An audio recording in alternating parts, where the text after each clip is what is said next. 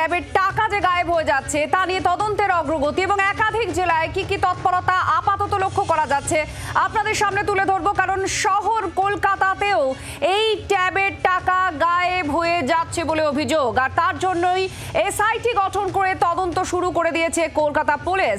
181টি bank account freeze করে দেওয়া হয়েছে। বৈষ্ণবনগর থেকে গ্রেফতার করা হয়েছে 5 জনকে, আর দিনাজপুরের চোপড়ায় জালে আরো এক। বৈষ্ণবনগর থেকে গ্রেফতার করা হয়েছে 5 জনকে, আর চোপড়া থেকে আরো একজনকে গ্রেফতার করা হয়েছে। তদন্তকারীরা তারা বিভিন্নভাবে রুট জানার চেষ্টা করছেন যে কারা মূল মাথা এই ট্যাবের টাকা গায়েব করার পেছনে, কাদের মাথা কাজ করেছে, কিভাবে এই পুরো সিস্টেমটা কাজ করেছে তা এখন তদন্তকারীদের কাছে পরিষ্কার হওয়ার জন্য তদন্ত চলছে।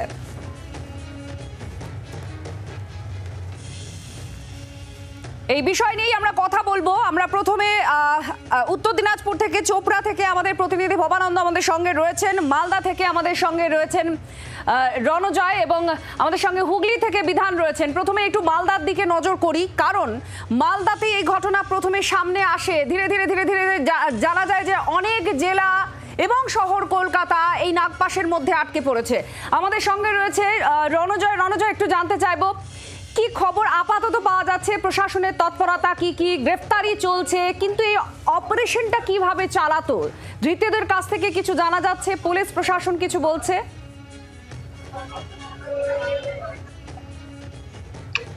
সম্প্রতি প্রথমেই আমরা 24 ঘন্টার দর্শকদের এই কেলেঙ্কারির খবর তুলে ধরেছিলাম এবং তারপর কিন্তু দেখা যায় রাজ্যের বিভিন্ন প্রান্তে এই ট্যাব কেলেঙ্কারি খবর উঠে আসছে এবং তৎক্ষণাৎ আমরা জানতে পারি পূর্ব বর্ধমান থেকে একটি পুলিশের টিম মালদায় আসে এবং তারপর বৈষ্ণবনগর থানা এলাকা থেকে 5 জনকে ইতিমধ্যে গ্রেপ্তার করেছে, যাদের বয়স 20 থেকে 25 বছর এবং তাদের প্রত্যেকে সাইবার ক্যাফে রয়েছে।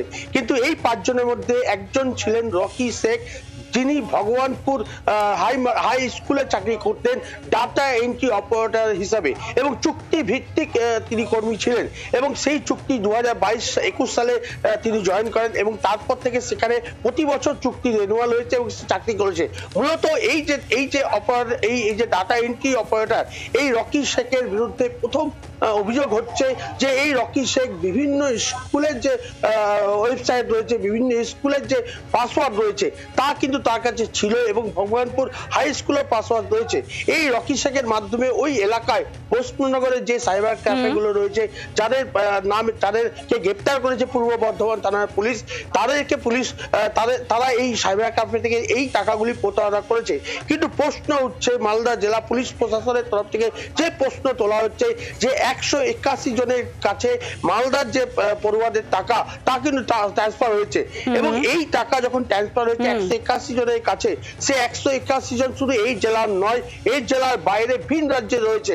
এই অপারেটিং এই যে ব্যাংক অ্যাকাউন্ট পাওয়া এবং তাকে পুট আউট করা এই সরকারি একটা ওয়েবসাইটে এবং সেখান থেকে টাকা প্রতারণা করা, এই বিষয়টা গোয়েন্দার যে তদন্তকারী পুলিশ কর্তারা রয়েছেন তাদের কাছে ভাবাচ্ছে।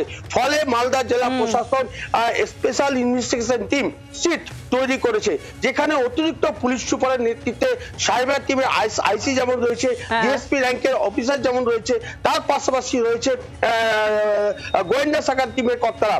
পুরো বিষয়টি তারা এই মুহূর্তে জানার চেষ্টা করছে কিভাবে এতগুলো ব্যাংক অ্যাকাউন্ট জোগাড় করলো এবং কিভাবে সেই অ্যাকাউন্টে টাকা ট্রান্সফার হলো এবং পুরো বিষয়টি কিন্তু স্কুলের যারা কর্তৃপক্ষ রয়েছে তাদের কাছ থেকে স্কুলের স্টুডেন্টের নাম এবং তাদের অ্যাকাউন্ট নাম্বার, যে অ্যাকাউন্ট নাম্বার তারা দিয়েছিল সেই অ্যাকাউন্টের নথি কিন্তু জোগাড় করেছে এবং 181টি ব্যাংক ডেটাটা প্রতারণা চক্রের হাতে কিভাবে গেল এটা এখন পুলিশের কাছে জানার। আর এর মধ্যেই কারা কারা জড়িত রয়েছে, যারা ধরা পড়েছে শুধু তারাই নাকি এই চক্রে আরো কেউ জড়িয়ে রয়েছে? কারণ স্কুল আছে, ডিআই অফিস আছে, তার সঙ্গে সঙ্গে ট্রেজারি আছে এবং অ্যাকাউন্টে যারা টাকা দিচ্ছেন বা নিচ্ছেন এই সমস্ত কয়েকটি ধাপে কিন্তু এই পয়সাটা গিয়ে বা টাকাটা গিয়ে পৌঁছচ্ছে। এসআইটি গঠন করেছে মালদা জেলার পুলিশ। ট্যাব জালিয়াতিতে 181টি ব্যাংক অ্যাকাউন্ট ইতিমধ্যে ফ্রিজ করা হয়েছে। আর মালদার বৈষ্ণবনগর থেকে গ্রেফতার করা হয়েছে 5 জনকে, বাজেয়াপ্ত একাধিক হার্ড ডিস্ক, ল্যাপটপ। অন্যদিকে উত্তর দিনাজপুরে পরপর পুলিশের হাতে গ্রেফতারি চলছে। এবার উত্তর দিনাজপুরের খোঁজ আমরা নেব। ভবানন্দ আমাদের প্রতিনিধি আমাদের সঙ্গে রয়েছেন। ভবানন্দ, উত্তর দিনাজপুরে একাধিক গ্রেফতারি চলছে, ঠিক কি তৎপরতা পুলিশের দেখা যাচ্ছে, পুলিশ প্রশাসনের স্কুলের তরফ থেকে কি বলা হচ্ছে, কি এখনো পর্যন্ত আপডেট আছে?